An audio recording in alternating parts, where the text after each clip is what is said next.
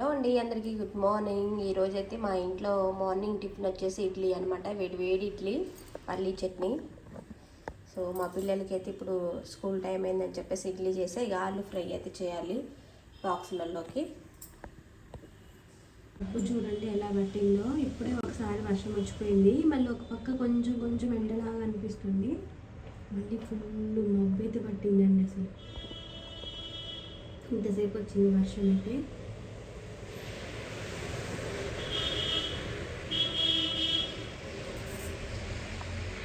మాకు ఇంకా 4 days అయితే వర్షాలు ఫుల్గా ఉన్నాయంట. ఇవాళ స్కూల్స్ అన్నీ ఆఫ్ డేలు అండి. మా నన్ను కూడా 3 వరకు వేయలేదు.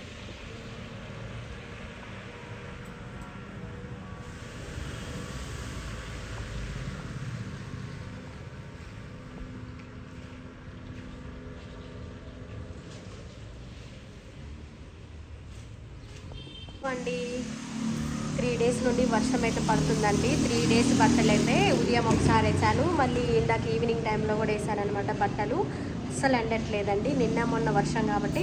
సో నేనైతే ఎలా ఎండేసానో చూడండి. వర్షం పడితే ఇలా ఉండే అనమాట నా తిప్పలు.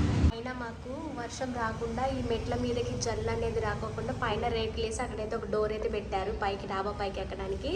సో మనం నడిచేటప్పుడు ఇక్కడ ఇది ఉంటుంది కదా, ఈ స్టీల్ రాడ్ ఉంది కదా, మొత్తం ఈ విధంగా అయితే అసలు తీగలు సరిపోవట్లేదని చెప్పేసి ఈరోజు అయితే బట్టలన్నీ ఇలా కింద పైన ఈ స్టీల్ రాడ్కి మొత్తం వేసేసుకొని ఆల్రెడీ ఒక తీగ అయితే కట్టాను. సో మళ్ళీ ఈ చివరి నుండి ఆ చివరి నుండి ఈ చివరి వరకు అయితే ఈ విధంగా తీగలు అయితే కట్టేసుకొని ఇలా కింద పైన మొత్తం ఆరేసానండి. 3 days నుండి వర్షం పడుతుంది, అండేటానికి ప్లేస్ కూడా లేదని బట్టలు అయితే మిషన్లో వేయలేదు. ఈరోజు 2 సార్లు అయితే వేసేసాను.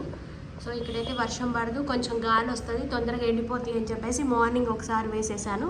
అవి కొంచెం ఎండినట్టు అయినవి, గాలికి బాగా డ్రై చేశాను వాషింగ్ మిషన్లో. మళ్ళీ ఇప్పుడు ఈవినింగ్ టైంలో మా వారి బట్టలన్నీ మళ్ళీ వేసేసానండి. ఇన్ని తీగలు కట్టాను చూసాను కదా.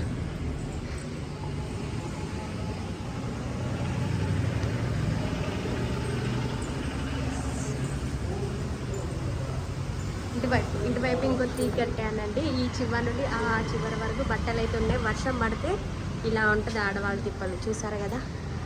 స్టాండ్ తెచ్చుకోమన్నారు కానీ స్టాండ్కి ఎక్కువ బట్టలు పట్టవు కదండి, కొన్నే పడతాయి అని చెప్పేసి నేను ఇలా తీగ కట్టా. మళ్ళీ ఎండ వచ్చినప్పుడు డాబా పైకి వెళ్ళేసి ఎండేస్తే పైన డాబా మీద కూడా ఒక 2 తీగలు అయితే కట్టాను.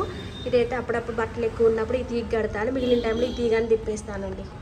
హలో అండి, ఈరోజైతే నేను ఉల్లాకు కోడిగుడ్డు కూర అయితే చేస్తున్నాను అనమాట. చాలా టేస్ట్గా, చాలా బాగుంటుంది. ఇప్పుడు ఇది సీజన్ అనమాట. ఉల్లాకు అనేది మనకి వర్షాకాలంలో ఎక్కువగా వస్తుంది అనమాట. ఇవి వచ్చేసి 50 రూపాయలకి మాకు 6 కట్టలు అయితే ఇచ్చారండి. ఉల్లాకు కొంచెం రేట్ ఎక్కువగానే ఉందండి. సో ఇప్పుడైతే ఒక 5 కోడిగుడ్లు వేసి ఉల్లాకేసి ఉల్లాకు కోడిగుడ్డు కూర చేస్తున్నాను. చాలా టేస్ట్గా, చాలా బాగుంటుందండి. సింపుల్గా చేసి చూపిస్తాను. ఇప్పుడు ఉల్లాకునంతా నీట్గా కడిగి కట్ చేసుకోవాలండి. నీట్గా కట్ చేసుకున్నానండి. ఉల్లాకుని కట్ చేసుకొని కడిగానమాట. ఇలా జాలి గిన్నెలోనైతే వడేసాను. ఇంకా మనం ఇది కట్ చేసుకొని మంచిగా ఒక క్లాత్ మీద తడి లేకుండా ఆరబెట్టుకున్నా కూడా చాలా బాగుంటుందండి. ఓ 2-3 రోజులు కూర అనేది పాడవకుండా కూడా ఉంటుంది. తడి అనేది లేకుండా మంచిగా కట్ చేసుకొని ప్యాన్ కింద ఆరబెట్టుకోవాలి. ఆరబెట్టుకుంటే దీన్ని టమాటా వేసి వండుకోవచ్చు, కోడిగుడ్లు వేసి వండుకోవచ్చు అండి. ఉట్టిదే ఉల్లాకు కూర కూడా చాలా టేస్ట్గా, చాలా బాగుంటుందండి. ఇప్పుడైతే కడిగి పక్కన పెట్టుకున్నా, నీళ్ళన్నీ వచ్చాయండి. ఇప్పుడైతే స్టవ్ వెలిగించుకొని స్టీల్ అయితే ప్యాన్ అయితే పెట్టేసుకున్నాను. దాంట్లో ఒక 2 పావులు ఆయిల్ అయితే వేసానండి. కొంచెం ఆయిల్ వేడవ్వాలి. చేసి పెట్టుకున్న పచ్చిమిర్చి కూడా వేస్తున్నానండి. దీంట్లో పచ్చిమిరపకాయల పేస్ట్ కూడా వేసుకొని చేసుకోవచ్చండి, అలా ఉంటుంది. లేకపోతే నార్మల్ కూరల్లో వేసి కారం వేసి చేసుకున్నా కూడా బాగుంటుంది. ఈ పచ్చిమిరపకాయలు ఒక 2 నిమిషాలు నూనెలో మగ్గనివ్వాలండి. ఆయిల్ సరిపోతుందండి. వెలేజ్గా ఉండటం వల్ల ఈ స్టీల్ ప్యాన్ అనేది మనకి ఆయిల్ ఎక్కువగా అనిపిస్తుంది, కరెక్ట్గా కూరకు సరిపడుద్ది అనమాట. ఇక దీంట్లో సపరేట్గా ఉల్లిపాయ ముక్కలు ఏమి వేసుకొని అవసరం లేదండి. ఇప్పుడు ఉల్లిపాయ ముక్కలు కూడా పచ్చిమిర్చి కూడా మంచి మగ్గాయండి. కడిగి పెట్టుకున్న ఉల్లాకైతే ఈ ఆయిల్లో వేసుకొని కలుపుకోవాలి.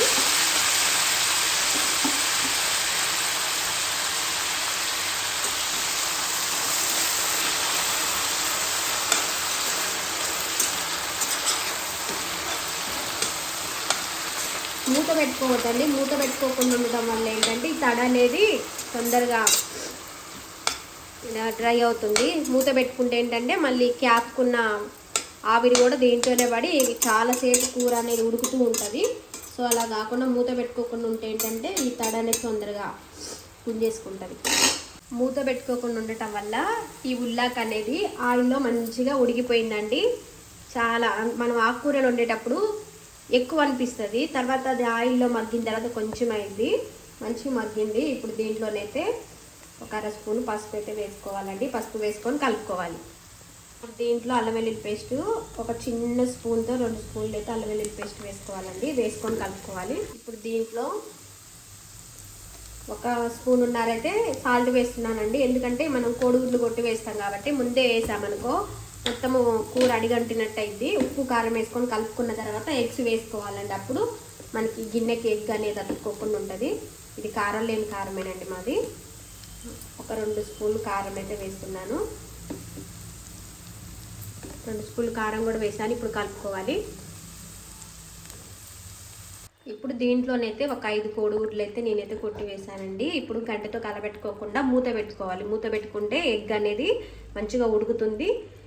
కలిపామనుకో మొత్తం గుజ్జు గుజ్జుగా అయిపోతుందండి. ఎగ్గులు సపరేట్గా ఉండాలంటే మూత పెట్టుకొని స్టవ్ తగ్గించి సిమ్లో పెట్టేసుకొని ఉడకనివ్వాలి. ఈ ఎగ్గుల్ని మూత తీసేసి తిప్పి వేసుకోవాలండి. ఒకసారి కలుపుకోవాలి. ఈ ఎగ్ ఆ ఎగ్ ఇట్లా తిప్పి వేసుకుంటే సపరేట్గా ఉంటుంది.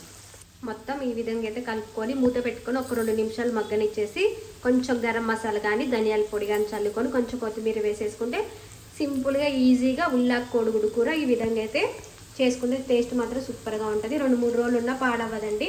మంచిగా వాటర్ అంతా తినికి అంతవరకు ఆయిల్లో మగ్గనిచ్చాం కాబట్టి ధనియాల పొడి వేసానండి. అలానే కొంచెం కొత్తిమీర వేసేసుకొని కలిపేసుకొని స్టవ్ ఆఫ్ చేసుకోవటమేనండి.